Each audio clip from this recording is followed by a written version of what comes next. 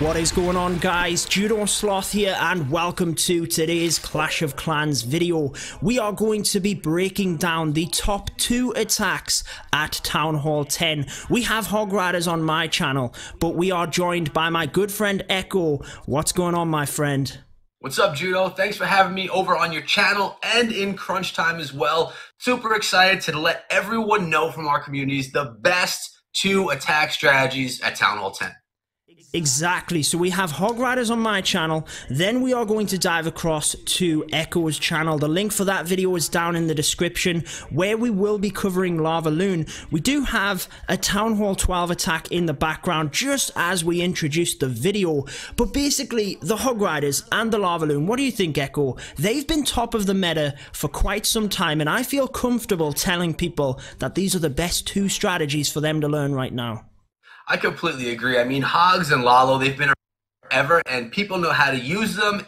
The current meta it kind of plays towards them being even better. And, you know, siege machines being implemented, being able to bring more spells along because you have the siege assistance. It's just, it's clear that they are consistent and that they're going to be for a long time.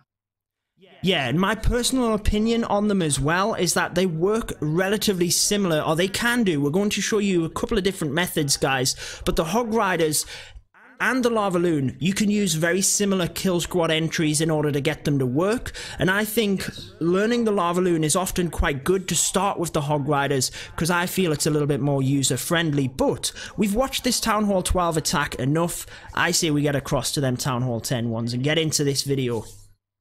Let's do it. So quick shout out to Crunch Time.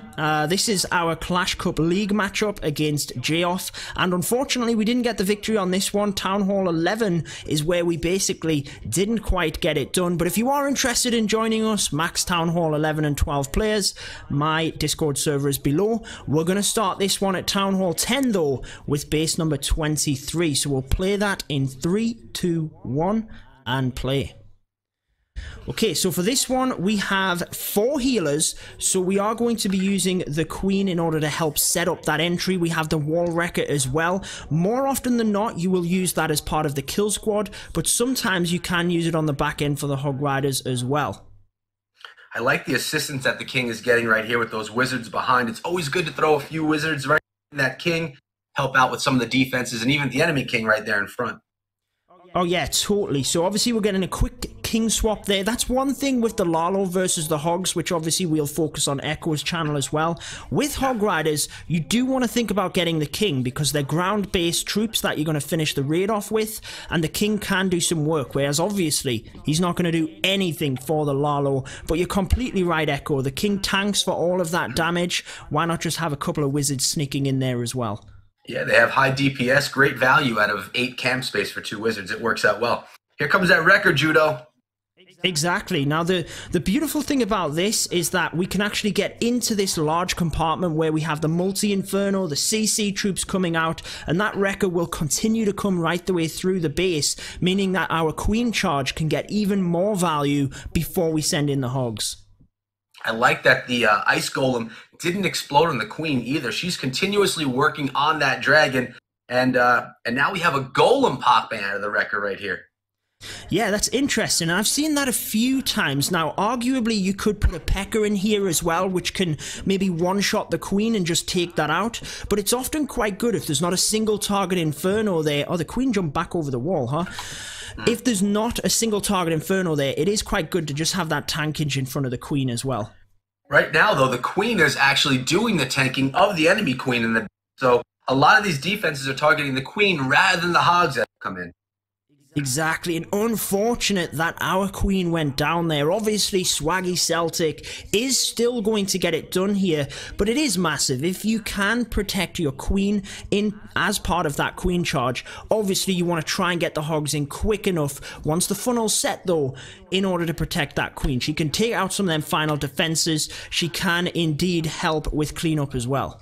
Yeah, and I like how the healers are jumping on top of the Hogs as well. So even though the Queen went down, something you never want, the Hogs are still going to get that extra life there from those healers, and it's going to look good. Exactly, and it's very much needed as well. Them hogs just literally getting through that final archer tower, and we needed them for cleanup as well. Although granted, there was a lot of troops around that archer tower in the middle, not the archer tower, the archer queen's altar definitely could have been the fault in this one, being that one building left in the center of the base. No, but hogs, they just hop right on over those walls, take things out. That's one of the great things. Or those balloons as well. If there's something just hanging out in the center, they can get there, and usually time won't be an issue because there's no wall banging going on. Totally, yeah. When I use the hogs, sometimes I'll drop one wizard and I'll just take 2 minions, literally just to give me that flexibility that if something's left in the middle, I can maybe just sneak a minion or 2 in. But we have a second version of doing the hog riders here. this one is base number 25 by Jackadunga, so let's dive into that now. 3, 2, 1, and play. So I'll let you start this one, Echo. I started the last one. Sure, I see we got the Stone Slammer in this one. Is that actually, and check this out, we have goblins on the town hall. Some things out. I always like when different stuff comes into the attack, and Jackadunga from Crunch Time is on this one. Someone that I haven't seen attack too much because I obviously don't hang out here in Crunch Time, but we have the Slammer coming in, already opening up some wall. Let's see if the Queen decides to path into the base. Yeah, she certainly is going to, now that them wizards have been spammed down into that gold storage area. And I really like the use of the Stone Slammer. Jackadunga does this very effectively in terms of just using it as a suicide method.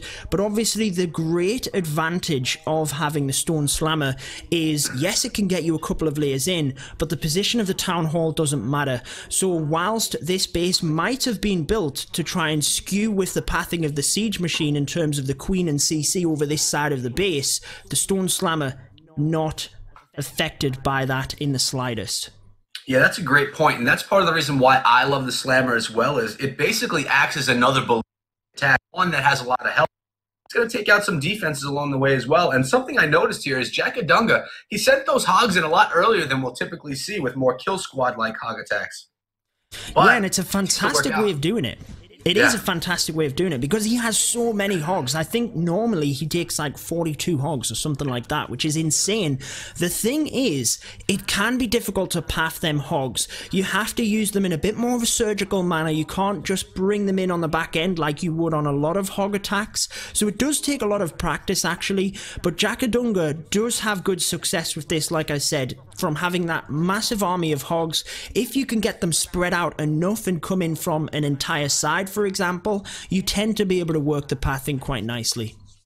Yeah, and he did really well on this one. And I mean, tons of hogs left over for cleanup. He even saved a few wizards and goblins for the same. Really beautiful attack. It's nice to see Jackadunga doing his thing over here. Oh yeah, it's always nice. And we have another example of the hog riders here. We're not going to read this guy's name out, but it is base number 30. I like it. Base number 30. Let's start that in 3, 2, 1, and play. Okay, so for this one, you can see the healers again onto the Queen, but I do like the kind of variety of troops that are used in this one as well. I always like to see that, you know, just really trying to think about each and every individual troop and how you can adapt that to help you in the base itself. Yeah, it's when someone actually looks at a base and doesn't just take an out-of-the-box army, but they bring the particular troops that they can use in certain situations for each base. And these are the ones that are really a lot of fun to watch because you kind of can look into the brain of the attacker and figure out what they were thinking when they put that army together. Exactly, and for me, when I'm highlighting attacks on my channel, these are the ones that I like, because I always say, and I've said this a lot recently actually, now that I've started doing a lot more of my my live planning streams, basically just taking bits out of the attack. Maybe someone uses one troop in order to take out one building, you might be able to replicate that one little piece in your attack, and it's really thinking of what can you pick from all the other attacks to put yours together. So you can see that P.E.K.K.A we were talking about in that Stone Slammer this time, just taking that Queen out no problem and basically helping to tank for our Queen as we take out the CC. Yeah, and when you have the multi-target Infernos, you don't have to worry about that getting melted quickly, so you can get some good value out of it. Looks like the P.E.K.K.A did deal with that enemy ice golem, I believe, and took it out of the equation. Certainly did, and then now we can see the Hog Riders coming in from over by 7, 8 o'clock. they are going to take damage from that giant bomb pretty early on, but not panicking, continuing to put that heal spell where it is of best value over by the multi, even able to tank for that wizard tower as well. I like that that P.E.K.K.A is still in the center of the base and tanking for a lot of those hogs, so they're being tanked and they're being healed. It's a key to success right there to keep those hogs alive. Exactly, I was just going to say that myself, actually. It's kind of like that old school Go-Ho style attacks when you would wait until the golems got to the middle of the base and were, you know, tanking for all the defenses on the back end. That's when you then bring the hogs. I do like the use of the loons on the back end here as well, though. Noah doing a fantastic job, basically just sniping off some of them other defenses, keeping the hog riders concentrated in the base itself. Noah waited a long time to use that poison spell on those skeletons. I thought he'd use them. I guess he thought he didn't need it in the attack. Yeah, pretty much just swagged it, I guess. Figured he would take out them final skeletons just for the sake of it. Beautiful attack, and that is going to wrap up this video pretty much. Any closing words for the followers, Echo? Man, it's always a pleasure to come over here and hang out with you on the channel here on YouTube. Guys, these attacks are legit. They are really some of the best strategies that you can use in the game. So as always, as I recommend on my channel, cook up the armies, test them out in friendly challenges all day long with your clan mates. So when you go to war, you better your chances of pulling that 3-star, pulling that victory. Exactly. You can't get any better advice than that, guys. Just practice. Get the armies. Don't be scared. Don't be afraid. Get out in a friendly challenge and just get practicing with them. So, honestly, Echo, it's always a privilege having you on the channel. Like I said, guys, if you're not subscribed to Echo's channel, I don't know what's wrong with you. It's down in the description of this video, and we also have the link to the second part of this video. Head on over there now, guys. That's going to close it up for this one. Until next time. Peace out.